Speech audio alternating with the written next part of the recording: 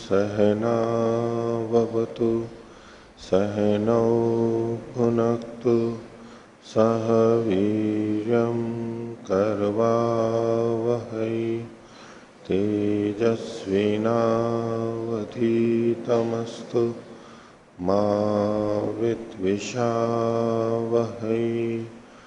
ओम शांति शांति शांति।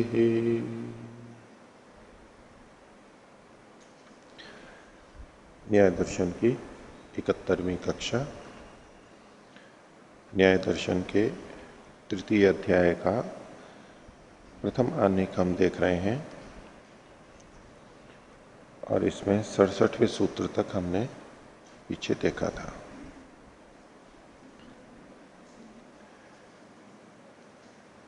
महाभूतों में कौन कौन से गुण होते हैं, एक विचार का विषय चल रहा है। पूर्व पक्षी और सिद्धांती अलग अलग दृष्टि से अपनी बात को रख रहे हैं और उसी के साथ साथ पूर्व पक्षी ने यह भी कह दिया कि यदि महाभूतों में अनेक गुण होते हैं तो उन महाभूतों से बनने वाली इंद्रियों से उतने अधिक गुणों का ग्रहण क्यों नहीं होता है।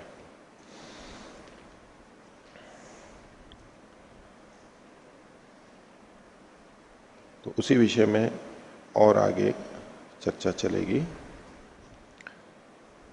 पीछे में से किसी को कुछ पूछना है?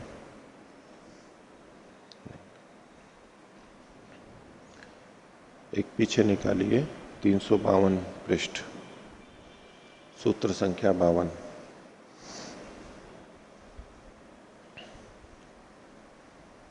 इंद्रियां एक हैं या अनेक हैं, इसमें संदेह पैदा हुआ।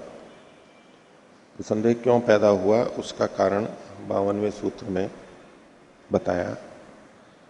स्थान अन्यत्वे नानात्वात्, भिन्न भिन्न स्थानों के होने पर। कौन है भिन्न भिन्न स्थानों पर? वस्तुएं। भिन्न भिन्न वस्तुओं के, या ध्यान करेंगे, भिन्न भिन्न वस्तुओं के भिन्न भिन्न स्थानों पर देखे जाने से, स्थान की भिन्नता होने से उनमें नानात्व होता है, यानी वो वस्तुएं भिन्न भिन्न। वस्तुएं भिन्न भिन्न हैं इसका पता कैसे लगता है हमारे को? क्योंकि उनके स्थान भिन्न हैं। द्रव्यों की भिन्नता ये तो ज्ञेय है, हमारा साध्य है कि द्रव्यों की भिन्नता होती है, नानात्व होता है उनमें। और उसमें हेतु क्या प्रस्तुत किया? उनके स्थान के भिन्न भिन्न होने पर, होने से। ठीक है, क्योंकि ये वस्तु अलग है तो ये अलग स्थान पर है, ये वस्तु अलग है, ये अलग स्थान पर देखी जाती है। एक तो ऐसा हमारे को दिखाई देता है, संदेह का कारण मतलब एक तो ऐसा दिखाई देता ही है, हमारे को होता ही है। दूसरा इन्होंने कहा अवयवी नाना स्थानत्वाच्च, अवयवी जो कि एक ही है। सिद्धांत पक्ष में अवयवी होता है और एक ही होता है। उस अवयवी के भी अलग अलग स्थान देखे जाने से, पहले वाले में था द्रव्य अनेक हैं और द्रव्य अनेक होने से उनके स्थान भी भिन्न हैं, और इससे नानात्व को हम वहां देख रहे थे। नानात्व एक गुण या धर्म है जो कि वहां पर सिद्ध करना है। नानात्व में ही संदेह है, एकत्व है या नानात्व है। लेकिन अवयवी तो एक है, किंतु उसके अनेक अवयव अलग अलग स्थानों पर देखे जाते हैं। जैसे कि पेड़ है, उसकी जड़, तना, पत्ते। जैसे कि एक भवन है, जैसे कि एक शहर है, अजमेर शहर है, उसके अनेक अवयव भिन्न भिन्न स्थानों पर देखे जा रहे हैं। तो ये अजमेर शहर एक है या अनेक है, ऐसा हो सकता है। तो एक में भी स्थान के भेद से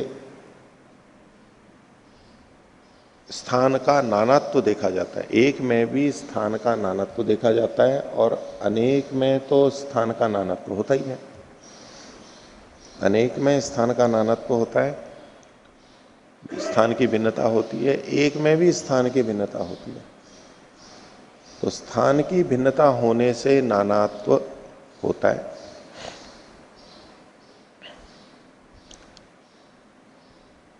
तो स्थान की भिन्नता, स्थान की जो भिन्नता है, नानात्व है या एकत्व है, ये तो साध्य कोटि में है, क्योंकि दोनों तरह से देखा जाता है। अब इंद्रियां संशय का विषय बनी हुई है कि इंद्रियों में जो नानात्व दिखाई दे रहा है, इंद्रियों में जो नानात्व दिखाई दे रहा है, वह नानात्व इंद्रियों के एक होते हुए है अथवा इंद्रियों के अनेक होते हुए। ठीक है, तो इंद्रियों को एक बार हटाइए। अन्य जगह पे दो तरह से देखा जाता है। नानात्व धर्म अनेक द्रव्यों में भी देखा जाता है और नानात्व धर्म एक द्रव्य में भी देखा जाता है। उसको आप नाना स्थान भी कह सकते हैं या तो नाना, क्योंकि नाना स्थान होते ही नानात्व भी आ जाएगा। तो इसमें उस समय मैंने कहा था उपलब्धि की अव्यवस्था से।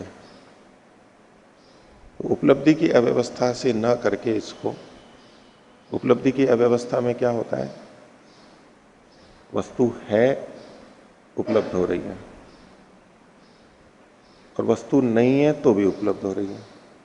ठीक है, तो यहाँ केवल उपलब्धि की बात नहीं है, वस्तु तो इसमें वस्तुएं अलग अलग हैं, वस्तुएं अलग अलग हैं। एक जगह अनेक वस्तुएं हैं और एक जगह एक वस्तु यानी एक अवयवी है। और नानात्व ये जो धर्म है ये दोनों में देखा जा रहा है। ये समान धर्म दो में देखा जा रहा है।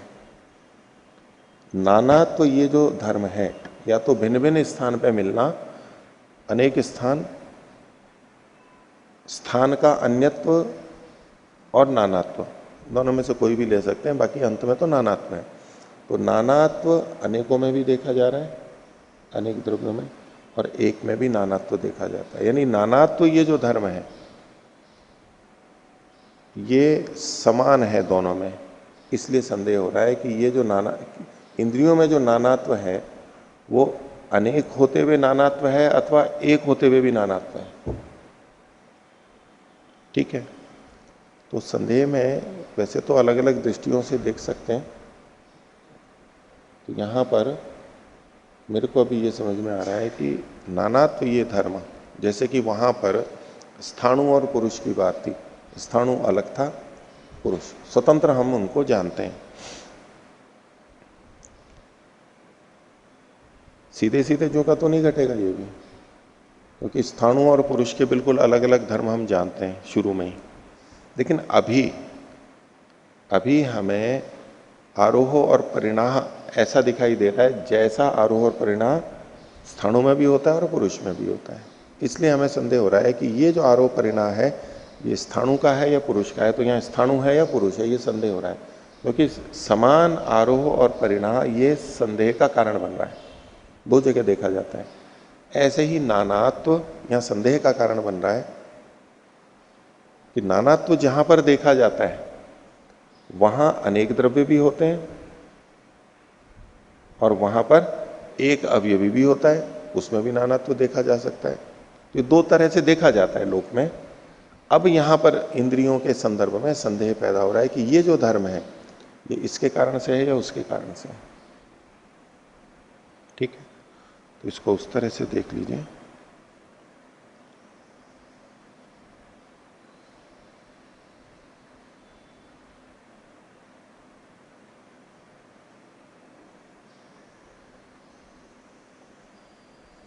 इसको दूसरे ढंग से जब देखते हैं उपलब्धि की अव्यवस्था से, तो थोड़ा दूसरे ढंग से चाहें तो देख सकते हैं कि होते हुए भी होते हुए मिल रहा है और न होते हुए भी मिल रहा है। उपलब्धि की अव्यवस्था से अगर इसको हम देखना चाहें तो वो किस तरह से होता है। उपलब्धि की अव्यवस्था में क्या है, हैं? होते हुए भी उपलब्ध हो रहा है और न होते हुए भी उपलब्ध हो रहा है। ठीक है, जल है और हमें उपलब्ध हो रहा है, और जल नहीं है मृग मरीचिका में तो भी हमें उपलब्ध हो रहा है। ये उपलब्धि की अव्यवस्था हुई। तो थोड़ा सा समानता देखते हुए कि ये जो नानात्व है, नानात्व के होते हुए, भिन्न भिन्न के होते हुए भिन्न भिन्न दिखाई दे रहा है। अलग अलग वस्तुएं हैं, भिन्न भिन्न ही हैं और भिन्न भिन्न ही दिखाई दे रही हैं। और दूसरी जगह पर एक होते हुए अवयवी एक है, यानी दूसरे शब्दों में कहो कि जहां भिन्न भिन्न नहीं है वहां भी नानात्व दिखाई दे रहा है। नानात्व है और हमें दिखाई दे रहा है, और नानात्व नहीं है फिर भी हमें नानात्व दिखाई दे रहा है। इस दृष्टि से यूं करेंगे तो इसको उपलब्धि की अव्यवस्था से देख सकते हैं। यद्यपि ये द्रव्य के धर्म के बारे में है, ये द्रव्य के बारे में नहीं है। वहां पर जैसे कि जल का होना ना होना, जल है या नहीं है फिर भी उपलब्ध हो रहा है, तो वहां सीधे सीधे द्रव्य होना मतलब सीधा द्रव्य को लेकर के है। लेकिन धर्म की दृष्टि से देखना चाहे तो होना भी, दिखना भी एक उसका धर्म है। जल दिखाई दे रहा है, होते हुए जल दिखाई दे रहा है, और जल ना होते हुए भी दिखाई दे रहा है। होना भी अपने आप में एक धर्म है, सत्ता भी एक धर्म है। तो उसको अगर हम धर्म की दृष्टि से देखें तो थोड़ी संगति यूं लगा सकते हैं, नहीं तो इसको हम समान धर्म देखे जाने से उस तरह भी इसकी व्याख्या कर सकते हैं। तो आगे देखिए, पृष्ठ संख्या 371, 68वें सूत्र की भूमिका। प्रसंग वही है, इंद्रियों के द्वारा कितने गुणों का ज्ञान होता है। मूलभूत बात थी कि महाभूतों में कितने गुण होते हैं, और फिर उसको साथ में ये ले लिया कि यदि महाभूतों में अनेक गुण होते हैं तो उन महाभूतों से बनी हुई इंद्रियों से भी अनेक गुणों का ज्ञान होना चाहिए। लेकिन चूंकि अनेक गुणों का ज्ञान नहीं होता एक एक इंद्रिय से, इसलिए इससे पता लगता है कि भूत एक एक गुण वाले ही हैं। ये उसने युक्ति दी थी, तर्क किया था। तो उसी को आगे कह रहे हैं यहां पर, तदेव न्याय विरुद्धम प्रवादम प्रतिषिध्य। उसी न्याय से विरुद्ध, युक्ति से विरुद्ध प्रवाद को, कथन को निषेध करके, न सर्वगुणानुपलब्धे है इति चोदितम समाधीयते। तो पहले तो पूर्व पक्षी ने जो कहा था उसका प्रतिषेध किया, खंडन किया। अब जो 64वां सूत्र था, ये न पूर्व पक्षी ने कहा था कि आपका कथन ठीक नहीं है, जो अलग अलग 2, 3, 4 ऐसे जो गुण बताए थे वो ठीक नहीं है। तो सर्व गुण अनुपलब्ध, ये हेतु था कि इंद्रियों के द्वारा सारे, यानी 4, 3, 2, इन सारे यानी अधिक गुणों के न देखे जाने से सर्वगुण अनुपलब्ध, ये जो पूर्व पक्षी ने कहा था, इसका समाधान आगे कर रहे हैं। तो 68वां सूत्र है सिद्धांति का, पूर्व पूर्व गुणोत्कर्षात तत्त प्रधानम। पहले पहले वाले गुण के उत्कर्ष होने से, उभार से उसकी प्रधानता होती है, प्रधानता कही जाती है, प्रधानता मानी जाती है। तो पूर्व पूर्व गुण कैसे लेंगे? यहां पर गुणों का क्रम जैसे बताया था, गंध, रस, रूप, स्पर्श, शब्द, ये क्रम था। इसमें सबसे पहला गंध है। तो पृथ्वी के जब 4 गुण लिए तो पृथ्वी के 4 गुणों में गंध, रस, रूप और स्पर्श था। इनमें सबसे पहला कौन है? गंध है। तो इसको ले लेंगे कि पूर्व गुण के उत्कर्ष से, उसका वहां उत्कर्ष होता है, प्रकटीकरण अधिक होता है, इससे उसकी प्रधानता है यहां पर। अब जब जल से संबंधित लेंगे तो 3 गुणों को लिया था हमने, रस, रूप और स्पर्श। अब इन 3 में पूर्व गुण कौन सा है? रस है। तो इसका उत्कर्ष होने से इसकी प्रधानता है। ऐसा ही अग्नि में रूप और स्पर्श था, इसमें पूर्व वाला हुआ रूप, इसकी प्रधानता है। तो पूर्व पूर्व गुणोत्कर्षात तत्त प्रधानम, खोल रहे हैं भाष्यकार इसको, तस्मात न सर्वगुणोपलब्धि घृणादीनाम, पूर्ण विराम ले लीजिए यहां। पूर्व पक्षी ने पूछा था, प्रश्न आक्षेप किया था, न सर्वगुण अनुपलब्ध है, सब गुणों की अनुपलब्धि नहीं होती है। यदि सारे गुण होते तो सारे गुणों की उपलब्धि होनी चाहिए।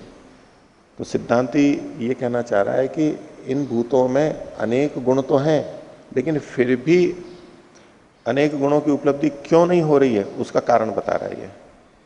तो क्या तस्मात, इस कारण से न सर्व गुणोपलब्धि ग्रहण आदि नाम, ग्रहण आदियों के सब गुणों की उपलब्धि नहीं होती है। इंद्रियों के द्वारा सब गुणों की उपलब्धि नहीं होती है। खोल रहे हैं आगे, वार्तिक है, पूर्वम पूर्वम गंधादेर गुण से उत्कर्षात, सूत्र को खोल रहे हैं कि पहले पहले वाले गंधादि गुण के उत्कर्ष से तत्त प्रधानम वह प्रधान होता है। यद्यपि सूत्र ही है ये, लेकिन पूर्वम पूर्वम पूर्व पूर्व गुणोत्कर्षात जो कहा, इसको खोल दिया पूर्वम पूर्वम गंधाधेर गुण से उत्कर्षात, एक इतने भाग को खोल दिया है। तब इसमें जो प्रधानता शब्द आया है, प्रधानता, तो उसने पूछा कि का प्रधानता, प्रधानता का क्या मतलब है यहां पर? विषय ग्राहकत्वम, इंद्रिय के द्वारा विषय का ग्रहण करवाया जाना, ग्राहकत्व। इंद्रियां विषय की ग्राहक हैं, ग्राहिकाएं, ग्रहण करती हैं। तो विषय का जो ग्राहकत्व है यही प्रधानता है।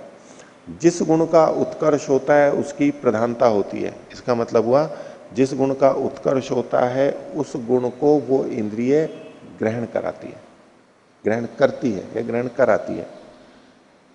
तो विषय की ग्राहकता, प्रधानता का मतलब है विषय की ग्राहकता। सूत्रकार अपना तात्पर्य, सूत्र में इस शब्द का क्या मतलब है उसको भाष्यकार खोल रहा है। तो का प्रधानता विषय ग्राहकत्वम। दूसरा उसमें था गुणोत्कर्ष, तो पूछा को गुणोत्कर्ष, गुणोत्कर्ष से आपका क्या मतलब है? तो अभिव्यक्तो समर्थत्वम, अभिव्यक्ति करने में जो समर्थता है, सामर्थ्य है, वो उसमें प्रकट होता है, अभिव्यक्त होता है, ये उसका उत्कर्ष है। जब अभिव्यक्ति से प्रकट नहीं होता है, अभिव्यक्ति में नहीं आता है, तो उसको उत्कर्ष नहीं कहा जाता, उसको अभिभाव क्या लगेगा, दबा हुआ है वो, अनुत्कर्ष है। उत्कर्ष मतलब उभरा हुआ, अभिव्यक्त है, उभरा हुआ है, उद्भूत है। और जो दबा हुआ है उसको कहेंगे अनुद्भूत है, उसी को कहेंगे इसका अनुत्कर्ष है, अभी उभरा हुआ नहीं है तो सही, उभरा हुआ नहीं है। तो को गुणोत्कर्ष अभिव्यक्तो समर्थत्वम। आगे इसको खोल रहे हैं, यथा बाह्यानाम पार्थिवाप्य तेजसानाम द्रव्याणाम, उदाहरण देके बता रहे हैं। मुख्य विषय तो इंद्रियों का था कि इंद्रियों से सबका ग्रहण क्यों नहीं होता है, तो उसको समझाने के लिए बाहर के भूतों का उदाहरण दे रहे हैं। यथा, जिस प्रकार से बाह्यानाम पार्थिवाप्य तेजसानाम, पृथ्वी जल और अग्नि से बने हुए जो द्रव्य हैं बाहर, तेजसानाम द्रव्यानाम, उनका चतुर्गुण त्रिगुण द्विगुणानाम, जो कि यथाक्रम यथासंख्य 4 गुण वाले, 3 गुण वाले और 2 गुण वाले हैं, मान करके कथन कर रहे हैं। ऐसा होते हुए भी न सर्वगुण व्यंजकत्वम अल्प विराम, इनका सब गुणों का प्रकटीकरण होना नहीं होता है। यद्यपि ये 4 3 2 गुण वाले हैं, लेकिन इनमें सब गुणों का प्रकटीकरण व्यंजकत्व नहीं होता है। गंध रस रूपोत्कर्षातु यथाक्रमम गंध रस रूप व्यंजकत्वम, जब इनमें गंध रस और रूप का उत्कर्ष होता है,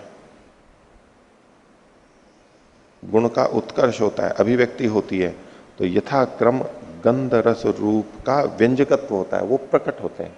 जब वो उत्कर्ष होता है तो वो प्रकट के रूप में आ जाते हैं। इसी प्रकार एवं घ्राण रसन चक्षुषाम, घ्राण रसना और चक्षु, इन्हीं का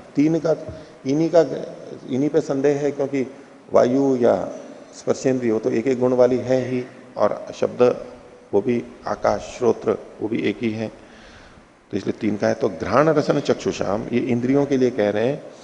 चतुर्गुण त्रिगुण द्विगुणानाम, ये भी 4 3 2 गुण वाली हैं, क्योंकि जिन महाभूतों से ये बनी है तो इनमें भी इतने ही 4 3 2 गुण होने चाहिए, तो इन गुण वाली हैं, ये भी मान रहा है सिद्धांति। लेकिन फिर भी न सर्वगुण ग्राहकत्वम, सब गुणों की ग्राहकता नहीं होती है, सब गुणों को ये ग्रहण नहीं करा पाते हैं। तो जो महाभूत, वहां जिस महाभूत से ये बने हैं, उस महाभूत में जिस गुण का उत्कर्ष होता है, वो इंद्रियां उसी गुण का ग्रहण करवाती हैं, इसलिए सबसे सबका ग्रहण नहीं होता है। न सर्वगुण ग्राहकत्वम, तो गंध रस रूपोत्कर्षातु यथाक्रमम गंध रस रूप ग्राहकत्वम, इंद्रियों में गंध रस रूप का उत्कर्ष होने से यथाक्रम इनमें गंध रस रूप का ग्राहकत्व होता है, ये इसी इसी को जनाती है, बाकी को नहीं जनाती है। तस्मात घ्राणादिभिर न सर्वेशम गुणानाम उपलब्धि रहती, इसलिए घ्राण आदि से सब गुणों की उपलब्धि नहीं होती है। जो पूर्व पक्षी का आक्षेप था न सर्वगुणान उपलब्ध है, तो सर्व गुणों की उपलब्धि, इसका मतलब है 3, 2, 1 जो अतिरिक्त गुण है उनकी उपलब्धि क्यों नहीं होती है, उसको अपने ढंग से इन्होंने ये युक्ति से प्रस्तुत किया है। अब इसके साथ साथ एक बात पीछे छुपी हुई हमें ये लगती है कि मानते हैं कि महाभूत जिस गुण वाला है उसी से बनी इंद्रिय उसी गुण को ग्रहण कराती है। अलग अलग महाभूतों से अलग अलग इंद्रियां बनी हैं, भौतिक इंद्रियां जब मानी जाती हैं गोलक, तो जिस जिस गुण वाले भूत हैं उसी उसी गुण वाली इंद्रियां उसको ग्रहण करती हैं, उसी गुण को ग्रहण करती हैं। ये एक हमारे को सामान्य रूप से समझ में आता है और उसी आधार पे पूर्व पक्षी ने खंडन किया था। लेकिन सिद्धांति ने कहा नहीं, ये कारण नहीं है, हम तो यहाँ तो उत्कर्ष और प्रधानता के आधार पे ये होता है। इसलिए सिद्धांति का मत क्या बनेगा, सिद्धांति का ये मत नहीं बनेगा कि जिस जिस गुण वाला महाभूत होता है उस गुण को ग्रहण करने वाली उससे निर्मित इंद्रिय होनी चाहिए। जिस जिस गुण वाला महाभूत होगा तो उस महाभूत से बनी हुई इंद्रिय उन गुणों को ग्रहण करवाने वाली होगी। ये नियम नहीं मान रहा है सिद्धांति, लेकिन प्रतीति ऐसी हो रही थी कि ऐसा वो मान रहा है। तो उसके स्पष्टीकरण के लिए सिद्धांति आगे कह रहा है, यस्तु प्रतिजानीते, जो ऐसा मानता है, प्रतिज्ञा करता है, स्वीकार करता है, गंध गुणत्वात् घ्राणम गंधस्य ग्राहकम अल्प विराम, गंध गुण वाली होने से घ्राण इंद्रिय गंध को ग्रहण कराती है, ऐसा जो मानते हैं। एवं रसादिशु अपीति, ऐसा ही रसना आदि इंद्रियों में भी समझना चाहिए। तो बोले तस्य यथा गुण योगम घ्राणादिभिर गुण ग्रहणम प्रसज्यते, उसके मत में, यस्तु का मतलब है जो ऐसा मानता है। सिद्धांति ऐसा नहीं मानता है, वाक्य तो ये सिद्धांति बोल रहा है, लेकिन ये पूर्व पक्षी के लिए भी नहीं कह रहा है, किसी अन्य के लिए। पूर्व पक्षी को कह रहा है कि जो ऐसा मानता है उसके मत में ये दोष आएगा, मेरे मत में नहीं आएगा, क्योंकि मैं तो ऐसा मानता ही नहीं हूं। घ्राणेन्द्रिय गंध का ही ग्रहण क्यों कराती है, क्योंकि उसमें गंध गुण होती है, क्योंकि वो पृथ्वी महाभूत से बना है। ऐसा जो मानते हैं उनके मत में ये दोष आएगा, मेरे मत में तो ये नहीं है। उनके मत में क्या दोष आएगा कि यस्य तस्य यथा गुण योगम घ्राणादिभिर गुण ग्रहणम प्रसज्यते, उसके यथा गुण का योग, जैसे जैसे गुण का योग होगा महाभूत में, जैसे जैसे का होगा, मतलब इस एक एक से अतिरिक्त यहां पर लेना होगा, अन्य का 3, 2, 1 जो अतिरिक्त हो रहे हैं, उनके योग से घ्राणादियों से भी उन गुणों का, अन्य गुणों का ग्रहण प्रसक्त होगा। बोले मैं तो ऐसा मानता ही नहीं हूं, मैं ऐसा नहीं मानता हूं कि जिस महाभूत से जो इंद्रिय बनी है उस महाभूत में जो जो गुण है उन गुणों का ज्ञान वो इंद्रिय करवाएगी, मैं तो ऐसा मानता ही नहीं हूं। जो ऐसा मानता हो उसके मत में ये दोष आएगा जो आपने दिखाया था कि सब विषयों का तो ग्रहण हो ही नहीं पा रहा है। बोले मैं तो ऐसा मानता ही नहीं हूं। आगे किम कृतम पुनर्व्यवस्थानम, बोले फिर ये व्यवस्था किस आधार पर है कि किंचित पार्थिवम इंद्रियम न सर्वाणी, कि कोई इंद्रिय तो पार्थिव है, पृथ्वी गुण की प्रधानता वाली है, पृथ्वी द्रव्य की प्रधानता वाली है। न सर्वाणी इंद्रियाणी, सारी इंद्रियां पार्थिव नहीं है, पृथ्वी तत्व की प्रधानता वाली या तो पार्थिव। और कानिचित आप्य तेजस वायव्यानी इंद्रियाणी न सर्वाणी थी, और कोई इंद्रियां आप्य है लेकिन सारी आप्य नहीं है, कोई तेजस है तो सारी तेजस नहीं है, और कोई वायव्य है तो सारी वायव्य नहीं है। ऐसा ही सब में लगा लेना, 4 के लिए है। आकाश और श्रोत्र को तो ये एक तरफ कर देते हैं। तो ये क्यों है, ऐसा क्यों हुआ? सभी इंद्रियां पार्थिव क्यों नहीं हो गई, सभी इंद्रियां आप्य क्यों नहीं हो गई, सभी इंद्रियां तेजस क्यों नहीं हो गई, और सभी इंद्रियां वायव्य क्यों नहीं हो गई? ऐसा किस आधार पर हुआ? तो उसका उत्तर सिद्धांत दे रहा है, तद व्यवस्थानम तो भूयस्त्वात्, ये जो व्यवस्था है ये भूयस्त्व के कारण, अधिकता के कारण से, यद्यपि सब में सब मिलेंगे, संसर्ग होगा, लेकिन ये जो व्यवस्था है ये अधिकता के कारण से है। और ये अधिकता कैसे आई है उसको आगे बता रहे हैं भाष्यकार। अर्थ निर्वृत्ति समर्थस्य प्रविभक्तस्य द्रव्यस्य संसर्गः पुरुष संस्कारकारी तो भूयस्त्वम। अर्थ निर्वृत्ति समर्थस्य, अर्थ का मतलब है प्रयोजन, निर्वृत्ति का मतलब है सिद्धि। प्रयोजन की सिद्धि में जो समर्थ है, अर्थ निर्वृत्ति समर्थस्य, ऐसे उसकी, किसकी, तो आगे द्रव्य से लिखा हुआ है, द्रव्य की, प्रयोजन को सिद्ध करने में जो समर्थ है ऐसे द्रव्य की। और कैसा है वो, प्रविभक्त से, जो कि अलग अलग है, द्रव्य हैं वो अलग अलग हैं, ये द्रव्य अलग, ये द्रव्य अलग, ये द्रव्य अलग, और वो किसी प्रयोजन को सिद्ध करने में समर्थ भी है, अपनी अपनी सामर्थ्य है अलग अलग द्रव्य की। तो अलग अलग रहते हुए अलग अलग प्रयोजन की सिद्धि में जो समर्थ द्रव्य है उसका पुरुष संस्कार कारितो संसर्ग, उसका जब इनसे संसर्ग होता है, संयोग होता है, किसके कारण से होता है, पुरुष के संस्कार से किया गया संसर्ग होता है। ये संयोग क्यों होगा, पुरुष के संस्कार के कारण से होगा। पुरुष मतलब तो आत्मा, संस्कार मतलब उसके अपने कर्माशय, पाप पुण्य, उसके से किया हुआ ये संसर्ग होता है। क्योंकि पुरुष के प्रयोजन के लिए ही ये इंद्रियां बनी हैं या द्रव्य बने हैं। भिन्न भिन्न द्रव्यों में भिन्न भिन्न तत्वों की प्रधानता क्यों होती है, क्योंकि उनसे भिन्न भिन्न प्रयोजन सिद्ध होने हैं, किसके, जीवात्मा के, और जीवात्मा के अपने कर्म हैं, इसलिए ऐसे ऐसे भिन्न भिन्न द्रव्य और भिन्न भिन्न इंद्रियां बनी हैं। तो पुरुषों के आत्मा के संस्कार से किया हुआ जो संसर्ग है, द्रव्यों का जो संसर्ग है, वो भूयस्त्व है, उसकी अधिकता है। क्यों इसमें ऐसा हो गया, प्रश्न ये था ना कि क्यों सारी इंद्रियां पार्थिव नहीं हो गई, क्यों सारी इंद्रियां आप्य नहीं हो गई, तो बोले कि इनके प्रयोजन अलग अलग हैं, प्रयोजनों को अलग अलग प्रयोजनों की सिद्धि होती है, और अलग अलग प्रयोजनों की सिद्धि के आधार पर ये किए जाते हैं। और प्रयोजन की सिद्धि क्यों, क्योंकि पुरुष के अपने अलग अलग कर्म हैं, उन कर्मों के अनुसार इनको अलग अलग प्रयोजनों की सिद्धि करवानी है, तो कर्म के कारण से ये अलग अलग होते हैं। आगे दृष्टो ही प्रकर्षे भूयस्व शब्द, जब प्रकर्ष होता है, उत्कर्ष होता है, उसमें भूयस्व शब्द का प्रयोग देखा जाता है, अधिकता कही जाती है। प्रकृष्टो यथा विषयो भूयान इति उच्यते, जैसे कि कोई प्रकृष्ट विषय हो, अधिकता हो, तो उसको भूयान इस नाम से कहा जाता है। भूयान को विपरीत अल्प विराम में ले सकते हैं।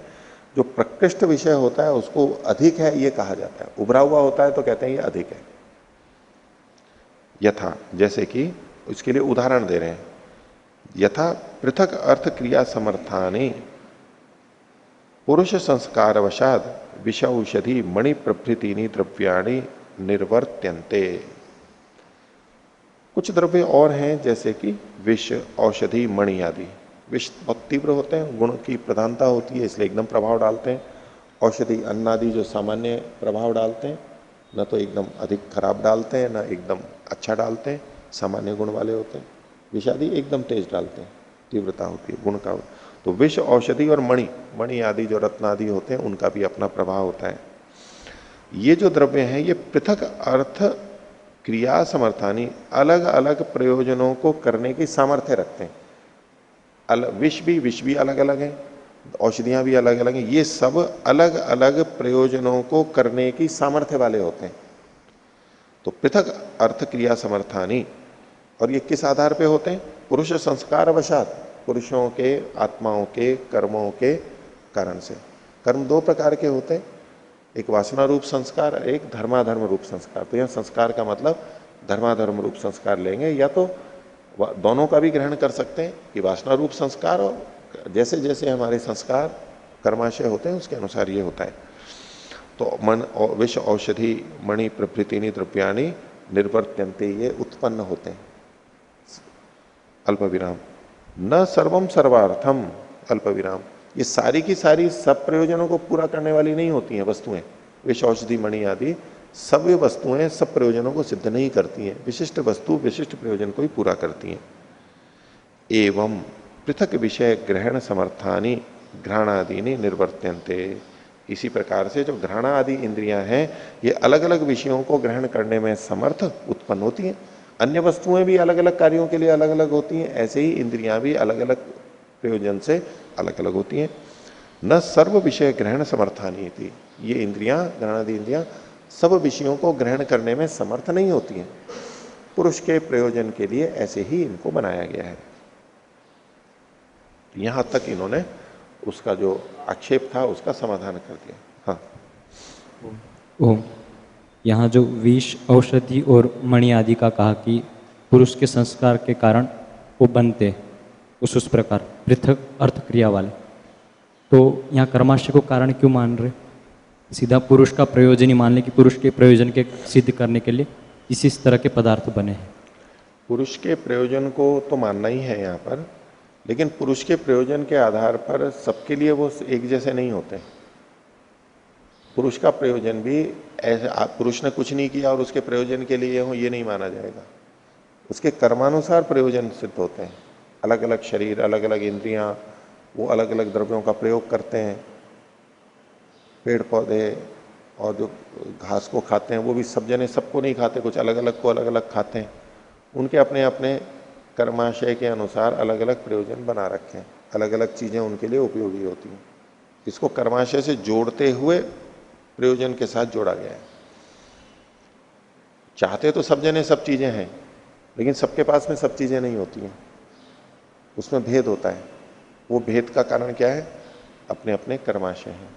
जो जन्म से प्रकृति से परमात्मा से सीधे आई हैं उनमें ये घटेगा, या बीच में भी जहां पर किसी का कोई हस्तक्षेप नहीं है मनुष्य आदि का, वहां पर वो माना जाएगा कर्मावशात।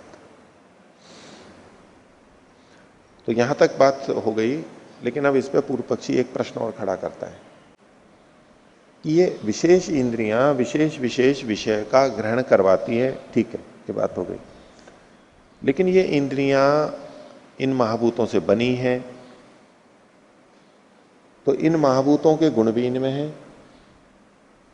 तो ये इंद्रियां अपने में स्थित गुण का ज्ञान क्यों नहीं करवाती? घ्राणेन्द्रिय अन्य गंधों का ग्रहण करती है, लेकिन घ्राणेन्द्रिय जिस पृथ्वी महाभूत से बनी है उसकी गंध का ग्रहण करवाती है क्या? नहीं कराती। इस तरह से कहना चाह रहे हैं, त्वचा अन्य वस्तुओं का स्पर्श ग्रहण कराती है, लेकिन त्वचा अपने स्पर्श का ग्रहण नहीं कराती। ये दूसरी जगह लोगे तो ऐसा नहीं देखना, यूं तो ये त्वचा दूसरी त्वचा का ग्रहण, लेकिन ये जो त्वचा है अपने आप में ये अपने स्पर्श का ग्रहण नहीं कराती है। ऐसे ही नेत्र अन्य वस्तुओं को दिखाते हैं, लेकिन नेत्र अपने आप को नहीं दिखाते, अपने रूप का ग्रहण नहीं कराते।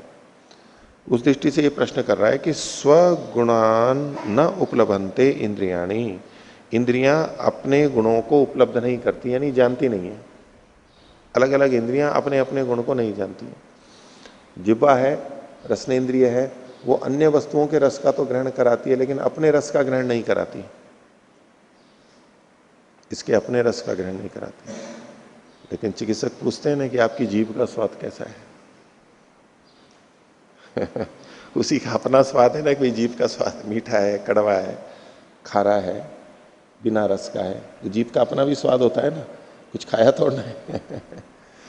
वो हम गौण प्रयोग करते हैं, लेकिन जीभ के ऊपर कुछ कुछ चीजें जो आ जाती हैं उनके कारण से उस तरह का रस हमारे को प्रतीत हो। वहां भी दूसरी ही वस्तु का रस वास्तव में है। रसनेन्द्रिय का अपना रस कुछ ग्रहण नहीं होता है, रसनेन्द्रिय अपना रस ग्रहण नहीं करती है। श्रोत्र भी जो शब्दों का ग्रहण करता है वो दूसरे शब्दों का ग्रहण करता है, अपने शब्दों का ग्रहण नहीं करता। ऐसा एक मोटे तौर पे, हालांकि इसके लिए अलग सूत्र भी बनाया इन्होंने। तो पहले मुख्य तो 4 इंद्रियों के लिए ही कह रहे हैं, लेकिन कोई कहे कि नहीं जी बाहर के नहीं, कान अपने शब्द का भी ग्रहण करता है। जब कानों को बंद कर लेते हैं और या तो बिल्कुल सन्नाटा होता है तो अंदर सन्न सन्न आवाज आने लगती है, तो कान को बंद करके तो उस किसकी आवाज आ रही है? बोले कान की ही आवाज है, ऐसा कहते हैं ना। ये आवाज कैसी है? ये कान की ही आवाज है। तो कान की आवाज भी सुन रहा है ऐसा प्रतीत होगा, लेकिन उसको भी कान की आवाज ना मान करके पूर्व पक्षी ये कह रहा है कि इंद्रियां अपने अपने गुणों का ग्रहण नहीं कराती हैं। स्वगुणान न उपलब्धन्ते इंद्रियाणी। तो कस्मादिति चेत, ऐसा अगर कोई पूछे किस कैसे, तो उसका उत्तर दिया जा रहा है 70वां सूत्र। सगुणानाम इंद्रिय भाव, सगुणानाम इंद्रिय भावात। ये जो इंद्रियां हैं उपकरण साधन, इंद्र के साधन है इंद्रियां। तो इंद्रियों का जो इंद्रिय भाव है वो कब होता है? जब ये सगुण होती हैं, अपने गुणों से युक्त होती हैं। इंद्रिय का इंद्रिय भाव यानी इंद्रिय के रूप में कब समर्थ होती है? जब ये अपने गुणों से युक्त होती हैं। जितनी भी इंद्रियां हैं वो अपने अपने गुणों से युक्त हैं, क्योंकि वो महाभूत है, उस महाभूत से वो बनी है। तो इंद्रियां हैं और अपने गुणों से जब युक्त होती हैं तब वो उसी जैसे दूसरे गुण को ग्रहण कराती हैं। इसको यूं कहेंगे, घ्राण इंद्रिय जो कि पृथ्वी गुण से बनी है, पृथ्वी महाभूत से बनी है, इसलिए घ्राणेन्द्रिय में गंध गुण भी है। तो घ्राणेन्द्रिय जब गंध गुण से युक्त होती है तभी वो अन्य गंध का ग्रहण करा पाती है। ये कह रहे हैं सगुणानाम इंद्रिय भावात। ये जो इंद्रियां हैं वो अपने गुण से जब युक्त होती हैं तभी वो अपने गुण को ग्रहण करा पाती हैं। घ्राणेन्द्रिय जब गंध गुण से युक्त होती है तब वो अन्य गंध का ग्रहण कराती है। ये कह रहे हैं, इसको पलट करके कहें कि यदि घ्राणेन्द्रिय में गंध गुण ना हो तो वो बाहर के गंध गुण का ग्रहण नहीं करा सकती। ये इनका सिद्धांत है, ऐसा तात्पर्य। तो प्रश्न तो ये था कि इंद्रियां अपने गुण का ग्रहण क्यों नहीं कराती हैं? उनके अंदर जो वो गुण है उसका ग्रहण क्यों नहीं कराती हैं? उसका उत्तर दे रहे हैं कि पहले सिद्धांत बताया कि इंद्रियां जब अपने गुण से युक्त होती हैं तब वो उसी जैसे दूसरे गुण को ग्रहण कराती हैं। तो सगुणा नाम इंद्रिय भावात, ये हेतु है। भाष्य में स्पष्ट होगा। स्वान गंधादीन न उपलब्धन्ते घ्राणादीनी। सिद्धांत ये बताया कि जो घ्राण आदि इंद्रियां हैं वो अपने अपने गंधादि का ग्रहण नहीं करती हैं।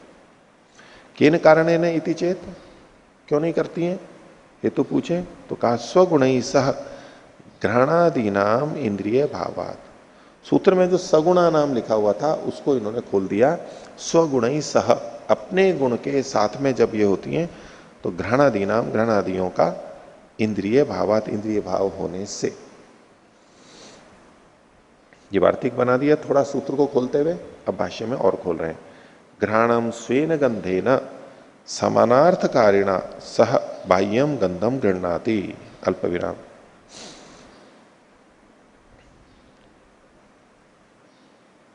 घ्राणम, घ्राण जो इंद्रिय है वह स्वेन गंधेन, अपनी गंध के साथ।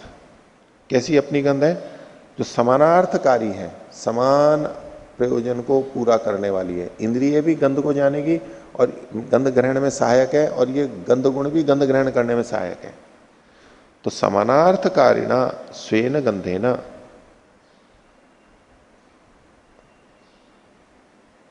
समान प्रयोजन को करने वाले अपने गंध के साथ, घ्राण कारिणा सह घ्राणम बाह्यम गंधम गृह्णाति। घ्राणेन्द्रिय बाह्य गंध को ग्रहण करती है। घ्राणेन्द्रिय जो बाह्य गंध को ग्रहण करती है, बाह्य मतलब अपने से भिन्न को, वो कब कर पाती है? जब घ्राणेन्द्रिय में अपनी गंध भी होवे।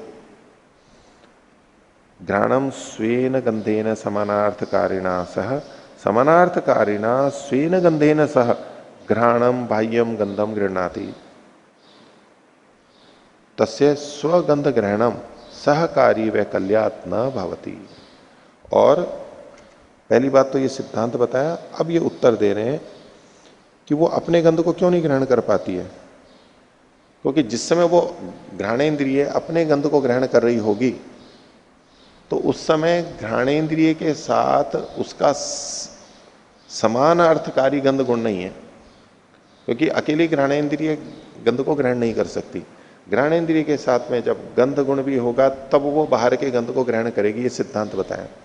अब वो पूछ रहा है कि घ्राणेन्द्रिय अपने ही गंध को क्यों नहीं ग्रहण करती है? तो जब अपने गंध को ग्रहण करने की बात आएगी तो एक गंध गुण इसका अपना अलग हो गया और इंद्रिय अलग हो गई। अब ये जो इंद्रिय है ये अपने गुण से रहित है, क्योंकि ये अपने ही गुण को जान रही है इस समय।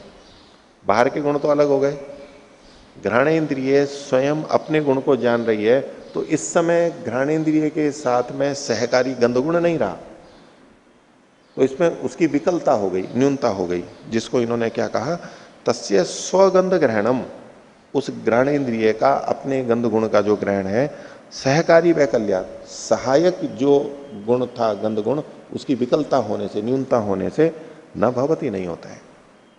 ये जो समानार्थकारी गंध गुण था वो वहां पर नहीं रहा। एवं शेषाणाम अपनी, ऐसा ही अनेन्द्रियों में भी ग्रहण करना जानना चाहिए। नेत्रेंद्रिय अपने रूप का ग्रहण क्यों नहीं कराती है, तो इनकी दृष्टि से क्या उत्तर बनेगा, नेत्रेंद्रिय जब बाह्य रूपों का ग्रहण कराती है तो नेत्रेंद्रिय में स्वयं का रूप गुण भी होता है, तब वो बाहर के रूप गुण का ग्रहण कराती है। अब जब नेत्रेंद्रिय अपने ही रूप का ग्रहण करने के लिए प्रवृत्त होगी, उस समय नेत्रेंद्रिय में अपना रूप गुण नहीं रहा, क्योंकि वो तो साध्य हो गया उसका रूप गुण, और इंद्रिय अलग हो गई, तो सहकारी गुण नहीं रहा, इसलिए वो नहीं ग्रहण कराती है, ये कहना चाह रहे हैं। आगे, यदि पुनर्गंधा सहकारी च स्यात् घ्राणस्य ग्राह्यश्च इत्यता आह। अगर इसमें पूर्व पक्षी यूं कहे कि ये जो गंध है उसकी अपनी, वो सहकारी च स्यात् घ्राणस्य, घ्राण की सहकारी भी हो जाए और घ्राण का ग्राह्य भी हो जाए, दोनों दोनों हो जाए, तो क्यों नहीं हो सकता है। देखो पहले वाले उदाहरण को फिर से देखिए, घ्राणेन्द्रिय और घ्राणेन्द्रिय के गंध गुण की अलग से परिकल्पना की, क्योंकि उसमें वो गुण भी होगा, और एक गंध बाहर का है, तो जो बाहर की गंध है वो तो है ग्राह्य, और घ्राणेन्द्रिय के साथ की जो गंध है वो है सहकारी। घ्राणेन्द्रिय के साथ की जो गंध है वो है सहकारी। तो घ्राणेन्द्रिय सहकारी गंध की सहायता से ग्राह्य गंध का ग्रहण करती है। तो सिद्धांति ने कहा था कि जब अपने अपने गंध का ग्रहण करने का प्रसंग आएगा तो बोले इंद्रिय इसको ग्रहण नहीं कर सकती। क्यों? क्योंकि ये इंद्रिय, इस इंद्रिय के लिए ये गंध तो ग्राह्य हो गई, अब सहकारी गंध इसके पास नहीं रही, इसलिए वो गंध को ग्रहण नहीं कर पा रही, ऐसा सिद्धांति ने कहा था। इसके ऊपर पूर्व पक्षी कह रहा है कि ये जो घ्राणेन्द्रिय के साथ की गंध है, इसको सहकारी भी मान लेंगे घ्राणेन्द्रिय का, और घ्राणेन्द्रिय का ग्राह्य भी मान लेंगे। ऐसा क्यों नहीं हो सकता है? ये सहकारी भी हो और ग्राह्य भी हो, दोनों ही हो जाएंगी, तब तो ग्रहण हो जाना चाहिए था। उसी बात को देख रहे हैं, देखिए इस पंक्ति में, यदि पुराण गंधा, घ्राणेन्द्रिय की गंध अपनी वाली स्वगंध जो है, सहकारी च स्यात्, वो सहकारी के रूप में भी हो जाए, और ग्राह्यश्च, और ग्राह्य भी हो जाए, दोनों ही हो जाए, यानी ग्रहण भी हो और ग्राह्य भी हो। घ्राणेन्द्रिय के साथ की गंध सहायक भी हो, साधन भी हो और साध्य भी हो, उसी को दे, ऐसा हो जाए तो इत्यतः उसका उत्तर दे रहे हैं। 71वां सूत्र है, तेनैव तस्य अग्रहणाच, ये त पे ऐ की मात्रा है, एक मात्रा है यहां पर, तेनैव तस्य अग्रहणा, उसी से उसी का आग्रहण होने से हेतु प्रस्तुत कर रहे हैं। ये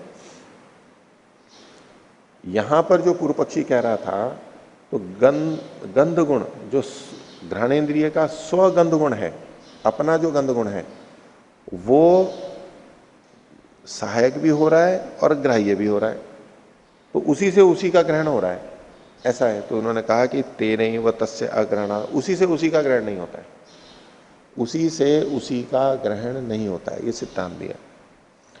भाष्यकार कह रहे हैं, न गुणोपलब्धिर इंद्रियाणाम, इंद्रियों से गुणों की उपलब्धि नहीं होती है, इंद्रियों के गुणों की उपलब्धि नहीं होती। यानी क्या मतलब हुआ?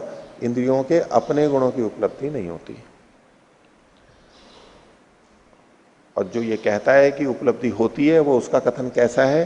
बोले यो ब्रूते यथा बाह्यम द्रव्यम चक्षुषा गृह्यते, जैसे बाहर का द्रव्य आंख से देखा जाता है, तथा तेनैव चक्षुषा तदैव चक्षुर गृह्यताम, तो उसी चक्षु से उसी की आंख भी देखी जाए, ऐसा जो कहे।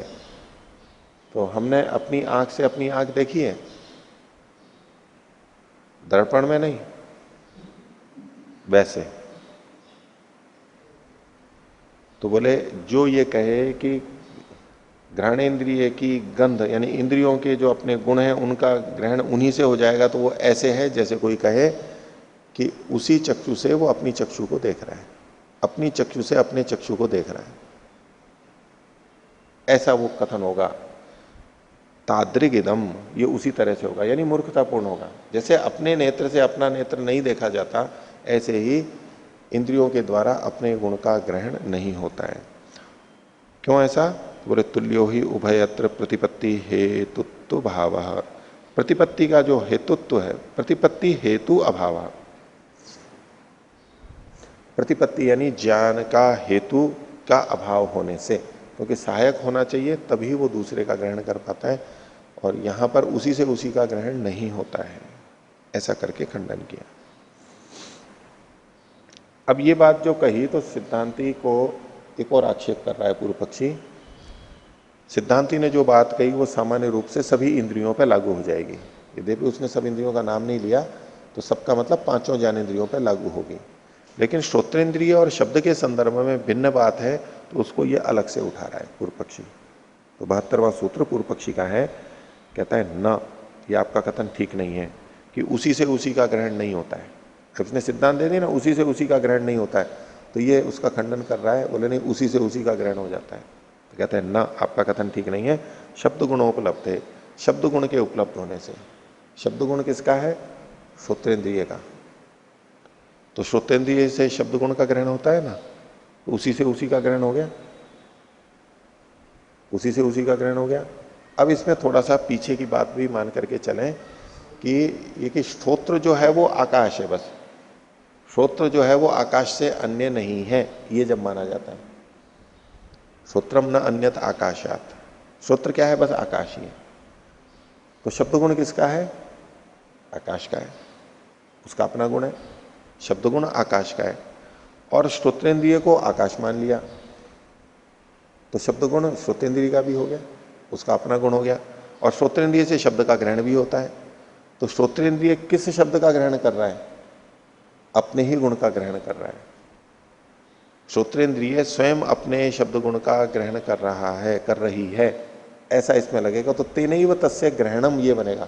तेनैव तस्य अग्रहणम जो पूर्व पक्षी ने कहा था, सिद्धांति ने कहा था, उसका एक खंडन कर रहा है, इसका व्यभिचार दिखा रहा है, अपवाद दिखा रहा है। बोले ना, आपका कथन ठीक नहीं है। क्यों नहीं है? क्योंकि शब्द गुणोपलब्ध है। शब्द गुण का श्रोतेंद्रिय से ग्रहण देखे जाने से तो अपने ही गुण का ग्रहण वहां पर हो रहा है। तो यहां पर श्रोत्र आकाश ही है, ऐसा मान करके यह कथन किया जा रहा है। भाष्य, स्वगुणा न उपलभन्ते इंद्रियाणि इति एतत् न भवति। ये जो न है, इसका निषेध क्या कर रहे हैं कि अपने गुणों को उपलब्ध नहीं करते हैं। स्वगुणान न उपलभन्ते इंद्रियाणि, इंद्रियां अपने गुणों को उपलब्ध नहीं करती हैं। ये जो आपने कहा था, पूर्व पक्षी सिद्धांति को कह रहा है, ये जो आपने कहा था एतत् न भवति, ऐसा नहीं होता है। यानी सब जगह नहीं होता, कुछ जगह तो भले ही हो, लेकिन ये अपवाद दिखाते हुए कहेगा कि ऐसा होता ही नहीं है। क्यों? उपलभ्यते ही स्वगुण शब्द श्रोत्रेण, श्रोत्र के द्वारा उसका अपना गुण शब्द विहित होता है। शब्द गुण श्रोत्र का ही है, और वो अपने गुण का ग्रहण करता है। तो शब्द गुण श्रोत्र का अपना कैसे हुआ? ये मानते हुए कि श्रोत्र मतलब आकाश ही श्रोत्र है, तो शब्द गुण आकाश का है, तो श्रोत्र का भी शब्द गुण है, इसलिए वो अपने ही गुण को ग्रहण कर रहा है, ऐसा पूर्व पक्षी ने आक्षेप दिया। इसका उत्तर सिद्धांति दे रहा है 73वां सूत्र, तदुपलब्धि ही। बोले ठीक है, इससे इसकी उपलब्धि होती है, क्योंकि सिद्धांति भी यही मानता है कि आकाश ही श्रोतेंद्रिय है और शब्द गुण आकाश का है, तो श्रोत्र का भी गुण है, और उसी से उसी का ग्रहण हो रहा है। तो बोले तदुपलब्धि, ये जो उपलब्धि होती है, यानी श्रोत्र से अपने ही शब्द गुण की जो उपलब्धि होती है, इतरेतर द्रव्य गुण वैधर्म्यात्, भिन्न भिन्न गुणों के, भिन्न भिन्न द्रव्यों के गुणों में भिन्नता होती है, लेकिन कोई कोई द्रव्य अपने गुणों का भी ग्रहण करवा देता है। इतरेतर यानी भिन्न भिन्न, आपस वाला नहीं है, भिन्न भिन्न। इतरेतर द्रव्य, भिन्न भिन्न जो द्रव्य हैं उनके गुणों की में वैधर्म्य होने से। बाकी चारों के लिए, चार इंद्रियों के लिए तो ऐसा है कि वो अपने गुण का ग्रहण नहीं कराती है, लेकिन श्रोत्रेंद्रिय ये भिन्न द्रव्य है, भिन्न इंद्रिय है तो ये अपने गुण का ग्रहण करा देती है, ऐसा यहां स्वीकार किया जा रहा है। ये दोनों सूत्र रोजड़ में तो प्रक्षिप्त मान करके हटाए जाते हैं, पर जैसा लिखा है उसको हम समझने का प्रयास कर रहे हैं कि तदुपलब्धि, ये उपलब्धि होती है कि इतरेतर द्रव्य गुण वैधर्म्यात, भिन्न भिन्न द्रव्यों के धर्मों की भिन्नता होने से यहां पर हो जाएगा, और जगह नहीं होगा, ऐसा स्वीकार किया जा रहा है। भाष्य देखिए, न शब्देन गुणेन सगुणम आकाशम इंद्रियम भवति। जो आकाश है वो आकाश ही इंद्रिय होता है, श्रोतेंद्रिय, ये जो माना जाता है, तो इसकी में स्पष्टीकरण कर रहा है सिद्धांती। न शब्देन गुणेन सगुणम आकाशम, आकाश जो है वो शब्द गुण से अपने गुण वाला होते हुए इंद्रिय नहीं होता है। सामान्य नियम तो क्या बनेगा कि शब्द गुण आकाश का है और आकाश ही श्रोतेंद्रिय है या आकाश से ही श्रोतेंद्रिय बनी है, तो उसमें भी शब्द गुण आएगा। तो ये कहना है कि न शब्देन गुणेन सगुणम, ये जो आकाश है जिससे इंद्रिय बनी है, ये जो आकाश है जो इंद्रिय है, आकाश ही इंद्रिय है, श्रोतेंद्रिय है, ये अपने गुण से सगुण होते हुए नहीं है, अपने गुण वाला होते हुए ये इंद्रिय नहीं बना है। तो दूसरे शब्दों में क्या अर्थ निकलेगा, बिना शब्द गुण के आकाश इंद्रिय बनी है, बिना शब्द गुण के आकाश इंद्रिय बना है। आकाश इंद्रिय बना है, आकाश ही इंद्रिय है, तो कैसे बना है वो, बिना शब्द गुण वाला होते हुए। तो ऐसे में क्या होगा, अब श्रोत्रेंद्रिय से जो शब्द का ग्रहण हो रहा है वो उसके अपने गुण का ग्रहण नहीं हो रहा है, क्योंकि श्रोतेंद्रिय में शब्द गुण नहीं है। क्योंकि शब्द गुण से रहित होते हुए आकाश से, आकाश को श्रोतेंद्रिय कहा जा रहा है, तब उसमें स्वगुण नहीं है। तो ऐसे में श्रोतेंद्रिय से जो शब्द गुण का ग्रहण होगा वो स्वगुण का ग्रहण नहीं होगा, अन्य ही गुण का ग्रहण होगा, ऐसा तात्पर्य निकल रहा है।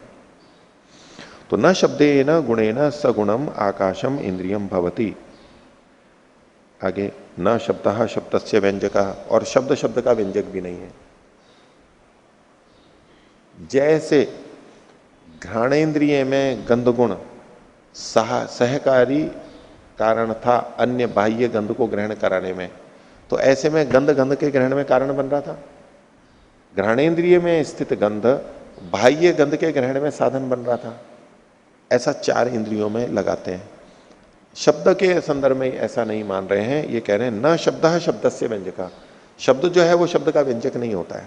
व्यंजक मतलब उसको प्रकट कराने वाला नहीं होता है। अभी जो सिद्धांत कहे जा रहे हैं इसके पीछे कैसे इन्होंने इसको सिद्ध किया उसकी कोई विस्तार से चर्चा यहां पर इस तरह से नहीं है, लेकिन शब्द शब्द का व्यंजक नहीं होता है। गंधादि तो गंधादि के व्यंजक हो जाते हैं इंद्रिय में स्थित होते हुए, लेकिन यहां श्रोतेंद्रिय में शब्द गुण नहीं है, इसलिए वो शब्द गुण का दूसरे शब्द का व्यंजक नहीं होगा, प्रकट करने वाला, जनाने वाला नहीं होगा। आगे दूसरे ढंग से बात को कह रहे हैं अब, न इनमें भिन्नता बता रहे हैं, इतरे इतर द्रव्यों में जो धर्म की भिन्नता है उसको बता रहे हैं। तो आकाश का शब्द का तो बताया, अब औरों का बता रहे हैं। न च घ्राणादि नाम स्वगुण ग्रहणम प्रत्यक्षम ना भी अनुमीयते, और घ्राणादि का अपने अपने गुण का ग्रहण प्रत्यक्ष भी नहीं होता है और न ही उसका कोई अनुमान किया जा सकता है। कुछ पता तो लगना चाहिए। अब ये अनुभव के आधार पर बोल रहा है सिद्धांती कि हम जो अनुभव करते हैं इन इंद्रियों के द्वारा अपने अपने गुणों का ग्रहण न तो प्रत्यक्ष में जाना जाता है और न ही इसमें कोई हम अनुमान कर पाते हैं, इसलिए वो नहीं होता है, ये मानना पड़ेगा। पूर्व पक्षी का था कि इनका ग्रहण होना चाहिए, क्यों नहीं होता है, तो बोले कि नहीं होता है, ये तो देखा ही जाता है, न तो प्रत्यक्ष है न अनुमान है। लेकिन श्रोत्र के संदर्भ में क्या है, अनुमीयते तु श्रोत्रेण आकाशेन शब्दस्य ग्रहणम, लेकिन श्रोत्र आकाश से तो शब्द का ग्रहण अनुमित होता है। शब्द चूंकि उसका अपना है आकाश का, और श्रोत्रेंद्रिय से आकाश का ग्रहण, श्रोतेंद्रिय से शब्द का ग्रहण होता है। श्रोत्र रूप जो आकाश है उससे शब्द का ग्रहण होता है, ये हम जानते हैं। अल्प विराम शब्द से ग्रहणम कैसे पता लगता है, शब्द गुणत्वम च आकाशस्य इति, क्योंकि शब्द गुण आकाश का है। तो शब्द गुण आकाश का है ये भी कैसे पता लगा था, तो ये जो सारा प्रक्रिया चलाते हैं वो परिशेष न्याय से चलाते हैं। पहले आया भी था ये, तो कहा परिशेषश्च अनुमानम वेदितव्यम, यहाँ परिशेष अनुमान से शेष शेषवत मान करके यहाँ पर किया जाता है। किस तरह से कि ये जो शब्द गुण है, ना इसका हो सकता, ना इसका हो सकता, ना इसका हो सकता, तो ये इसी का हो सकता है, आकाश का। ऐसे परिशेष न्याय से जाना जाता है। तो शब्द गुण किस किस का हो सकता है? तो 5 महाभूत हैं, इनका हो सकता है, आत्मा का हो सकता है, मन का हो सकता है। तो उसके लिए यहां पर ये परिशेष न्याय को लगा रहे हैं, घटा रहे हैं। आत्मा तावत श्रोता न करणम। आत्मा जो है वो तो सुनने वाला है, श्रोता है। न करणम, वो करण यानी साधन, श्रोत्रेंद्रिय नहीं है, श्रोत्रेंद्रिय नहीं है, इसलिए इंद्रिय के रूप में इसको तो मान नहीं सकते। श्रोत्रेंद्रिय की सिद्धि, शब्द की सिद्धि भी ऐसे ही की जाती है कि ना ये पृथ्वी का हो सकता है, ना जल का हो सकता है, तो किसका गुण है? गुण है तो गुणी तो कोई ना कोई होगा। तो आकाश इसका द्रव्य है, आश्रय है, ये वहां पर किया जाता है। अब इंद्रिय के संदर्भ में भी कह रहे हैं कि श्रोत्रेंद्रिय है, कौन सी है? आकाश वाली श्रोत्रेंद्रिय है या कोई और ही इंद्रिय है? इसके लिए कह रहे हैं कि आत्मा तो श्रोता है होता है, न करणम, वो श्रोतेंद्रिय हो नहीं सकता है। और मनसः श्रोत्रत्व बधिरत्व अभाव। और यदि मन को ही श्रोतेंद्रिय मान लिया जाए, बाहर से ज्ञानेन्द्रिय श्रोतेंद्रिय को नहीं मान के मन को ही यदि श्रोतेंद्रिय मान लिया जाए कि उसी का श्रोत्रत्व है, यानी श्रोतेंद्रियपना है, तो बोले फिर तो बधिरत्व का अभाव हो जाएगा, बधिरता कभी होगी ही नहीं। क्यों नहीं होगी? क्योंकि मन कभी नष्ट नहीं होता है, मन तो यथावत रहता है। बधिरत्व का भाव कैसे होता है? क्योंकि जो श्रोतेंद्रिय है वो नष्ट हो जाती है, उसमें विकार आ जाता है। मन में विकार नहीं आता है, मन नष्ट नहीं होता है। उसका मन का विकार उसकी चंचलता आदि है, लेकिन मन अपने आप में इंद्रिय के रूप में नष्ट नहीं होता। हृत प्रतिष्ठम यदजिरम जबिष्ठम तन्मे मन शिव संकल्पमस्तु। तो ये अजिर है, बूढ़ा नहीं होता है और नहीं नष्ट होता है। अमृतम प्रजासु, अमृत भी कहा है, मरता भी नहीं है ये मन। तो यदि मन ही श्रोतेंद्रिय होता तो बधिरत्व हो ही नहीं सकता, बधिरत्व का अभाव हो जाता था। लेकिन बधिरत्व होता है, इसका मतलब है कि मन श्रोतेंद्रिय नहीं हो सकता, तो आत्मा भी नहीं हो सकती श्रोतेंद्रिय, क्योंकि वो श्रोता है, कर्ण अलग होता है, और मन भी नहीं हो सकता है। पृथ्वी आदि नाम घ्राणादि भावे सामर्थ्यम। और जो पृथ्वी आदि महाभूत हैं उनका तो घ्राणादियों की उत्पत्ति में ही सामर्थ्य है, अल्प विराम, सामर्थ्यम अल्प विराम। कि घ्राण से, कि पृथ्वी से घ्राणेन्द्रिय ही हो सकती है, जल से रसनेन्द्रिय ही हो सकती है, अग्नि से चक्षु इंद्रिय ही हो सकती है, और वायु से स्पर्शेंद्रिय ही बन सकती है। ये इनका सामर्थ्य है, अर्थात ये अन्य चीजें नहीं बना सकते। श्रोत्र भावे च असामर्थ्यम, इन 4 भूतों का श्रोत्र के रूप में, श्रोत्र के उपादान के रूप में, श्रोत्र बनने के रूप में सामर्थ्य नहीं है। अब ये इन्होंने कैसे सिद्ध किया वो कुछ यहां पर बताया नहीं है, केवल सिद्धांत का कथन है कि इनमें ये सामर्थ्य नहीं है। पृथ्वी आदि 4 भूतों में घ्राण आदि 4 इंद्रियों के बनाने का सामर्थ्य है, लेकिन इनमें श्रोत्र इंद्रियों को बनाने का सामर्थ्य नहीं है। अस्ति च इदम श्रोत्रम अल्प विराम, लेकिन ये श्रोत्र तो है। और आकाशम च शिष्यते, और उधर आकाश बचा हुआ है, महाभूतों में आकाश बचा हुआ है, और इंद्रियों में श्रोतेंद्रिय भी है। या तो श्रोतेंद्रिय को मानते ही नहीं तब तो बात थी, लेकिन श्रोतेंद्रिय तो है, क्योंकि विषय के ग्रहण लिंग वाली है, हमारे को शब्द का पता लगता है। तो आकाशम च शिष्यते, तो परिशेषात आकाशम श्रोत्रमिति, तो परिशेष न्याय से आकाश ही श्रोत्र है ऐसा माना जाता है, ऐसा सिद्ध किया इन्होंने। तो इस इति 12 भी सूत्र अर्थ परीक्षा प्रकरणम, अर्थ की परीक्षा यहां पर पूरी होती है। तो ये आनिक भी यहां पर समाप्त हो गया, प्रथम आनिक, तीसरे अध्याय का प्रथम आनिक यहां पर समाप्त हुआ। तो प्रमाण प्रमेय, प्रमेयों में भी आत्मा, शरीर, इंद्रिय और अर्थ। तो अर्थ जो यानी विषय, तो इंद्रिय का भी आ गई और ये अर्थ की भी परीक्षा यहां पर पूरी हुई। तो आज का पाठ इतना ही रखते हैं। प्रणव।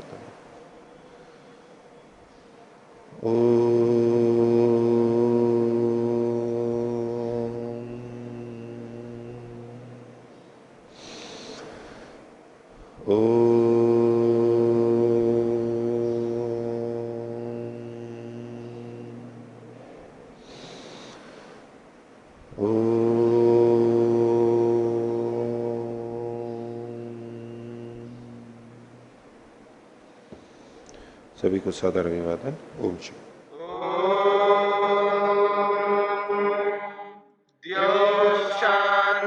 शांतिरंतरिक्षं शांति पृथिवी शांतिरापः शांतिरोषधयः शांति वनस्पतयः शांतिर्विश्वे देवा शांतिर्ब्रह्म शांति सर्वं शांति शांतिरेव शांति क्षमा शांतिरेधि। ओम शांति शांति शांति।